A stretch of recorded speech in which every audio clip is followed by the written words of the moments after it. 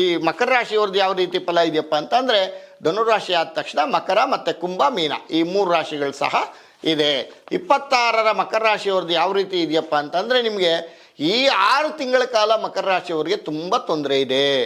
ಭಾರಿ health issue ಇದೆ, ಹೊಟ್ಟೆಗೆ ಸಂಬಂಧಪಟ್ಟಿರ್ತಕ್ಕಂಥ ಕಾಯಿಲೆಗಳು ಬರ್ತಕ್ಕಂಥದ್ದಿದೆ.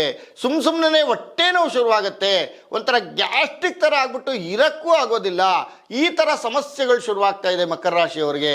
ಎಚ್ಚೆತ್ಕೋಬೇಕು, ಹುಷಾರಾಗಿರಬೇಕು. ಯಾವತ್ತೂ ಸಹ ಮಲ್ಕೊಂಡ್ರೆ ಸಹ ಹೊಟ್ಟೆ ಏನೋ ಹಿಂಡದಂಗೆ ಆಗತ್ತೆ. ಅದು ಸಹ ಇವತ್ತಿನ ದಿವಸ 6 ತಿಂಗಳ ಕಾಲ ಜೂನ್ ಜುಲೈ ತನಕ ಸ್ವಲ್ಪ ಹುಷಾರಾಗಿರಬೇಕು ಮಕರ ರಾಶಿಯವರು.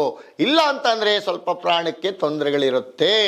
ಈ ಮಕರ ರಾಶಿಯವರು ಏನಪ್ಪ ಅಂತಂದರೆ, ಇವರು ಕಠಿಣ ಶ್ರಮದಿಂದ ಇವರು ಉದ್ಯೋಗ ಮಾಡ್ತಾರೆ. ಮಾನಸಿಕವಾಗಿ ಸ್ವಲ್ಪ ಖಿನ್ನತೆಗೆ ಇರುತ್ತೆ. ಕುಟುಂಬದಲ್ಲಿ ಸ್ಥಿರತೆ, ಹಣಕಾಸಿನಲ್ಲೂ ಸ್ಥಿರತೆ, ಆದರೆ ಆರೋಗ್ಯದಲ್ಲಿ ಸಣ್ಣ ಪುಟ್ಟ ಸಮಸ್ಯೆಗಳು ಬರ್ತಾನೆ ಇರುತ್ತೆ. ಮಕರ ರಾಶಿಯವರಿಗೆ ಏನಪ್ಪ ಅಂತಂದರೆ, ಗಾಡಿ ಓಡಿಸ್ಬೇಕಾದ್ರೆ ಹುಷಾರು, ಅಪಘಾತ ಭಯ ಇದೆ, ಗಾಡಿ ಸ್ಕಿಡ್ ಆಗುವಂಥ ಚಾನ್ಸಸ್ ಇದೆ, ಬೀಳೋ ಅಂಥ ಚಾನ್ಸಸ್ ಇದೆ. ಆದ್ದರಿಂದ ಸ್ವಲ್ಪ ಎಚ್ಚೆತ್ಕೋಬೇಕು. ಯಾವತ್ತೂ ಸಹ ಆರೋಗ್ಯ ಅಂತೂ ಕ್ಷೀಣಿಸ್ಬಿಡುತ್ತೆ. ನೋಡಿ, ಇವತ್ತು ಚೆನ್ನಾಗಿರ್ತಾರೆ, ನಾಳೆ ಏನಪ್ಪ ನನಗೆ ಇವತ್ತೆಲ್ಲ ಚೆನ್ನಾಗಿದ್ನಲ್ಲ, ಇವತ್ತೇನು ಹಿಂಗಾಗೋಯ್ತು ಅನ್ನೋ ಒಂದು ಪರಿಸ್ಥಿತಿಗೆ ಬಂದ್ಬಿಡುತ್ತೆ. ಕೂತು ಹೊಟ್ಟೆಯೆಲ್ಲ ಪ್ರಾಬ್ಲಮ್ ಆಗ್ತಕ್ಕಂಥ ಚಾನ್ಸಸ್ ಇರುತ್ತೆ. ಈ ಕಿಬ್ಬೊಟ್ಟೆ ಇರುತ್ತಲ್ಲ, ಅಲ್ಲೇ ನೋವು ಶುರುವಾಗ್ಬಿಡ್ತು ಅನ್ನೋಸತಿ ಇದ್ದಕ್ಕಿದ್ದಾಗೆ ಮಕರ ರಾಶಿಯವರಿಗೆ.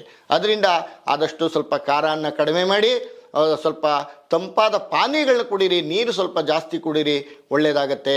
ಆಂಜನೇಯನ ಪ್ರಾರ್ಥನೆ ಮಾಡಿ, ಲಕ್ಷ್ಮೀ ನರಸಿಂಹನ ಸ್ವಾಮಿ ಪ್ರಾರ್ಥನೆ ಮಾಡಿ, ಓಂ ರೀಂ ದುಂ ದುರ್ಗಾಯೈ ನಮಃ ಅಂತಕ್ಕಂಥ ಮಂತ್ರವನ್ನು ಹೇಳ್ಕೊಂಡಾಗ ಆ ಅಮ್ಮ ಜಗನ್ಮಾತೆ ರಕ್ಷಿಸ್ತಾಳೆ. ಆಮೇಲೆ ಅದೃಷ್ಟ ಸಂಖ್ಯೆ 82, ನೀಲಿ ಬಣ್ಣ ಬಹುದು, ಮತ್ತು ಶನಿವಾರ ಬುಧವಾರ ಏನು ಕೆಲಸ ಮಾಡಿದ್ರೂ ಸಹ ಅನುಕೂಲತೆಗಳಾಗತ್ತೆ. ಅದರಿಂದ ಮಕರ ರಾಶಿಯವರು ಜೀವನವನ್ನು ಚೆನ್ನಾಗಿಟ್ಕೊಳ್ಳಿ.